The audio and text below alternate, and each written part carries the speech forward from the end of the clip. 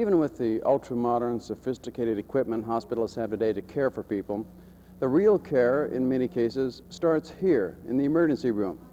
But there's at least one local couple that feels the hospital didn't care at all.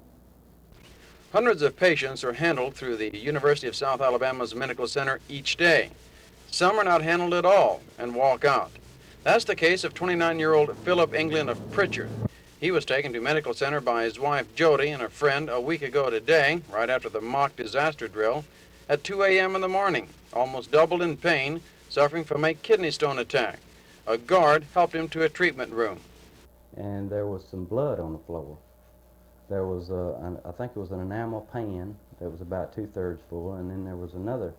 2/3 full of what? Of blood. And it had some old bandages in it. And apparently it had been there for a pretty good while because the blood wasn't red, it was already real dark. In investigating that, it seems that possibly he was carried in by the guard by mistake into a room that wasn't really ready to receive a patient and should have gone into a screening room at that time. I kept trying to get somebody's attention because I was in a lot of pain. And there was a lady that told me that somebody would be with me in a minute. Well, this went on for about a half an hour or maybe 45 minutes. The fact that the patient did not get seen as fast as possible was probably the results of an automobile accident coming in just prior to him being seen. Also, on weekdays, there is only one doctor on duty after 2 a.m. Through all this, his wife was in the waiting room. It was awful.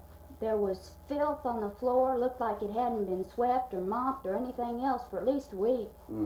There was cigarette butts all over the floor. You could almost walk across them on a carpet of them. There was so many. And it was just pure filth, period.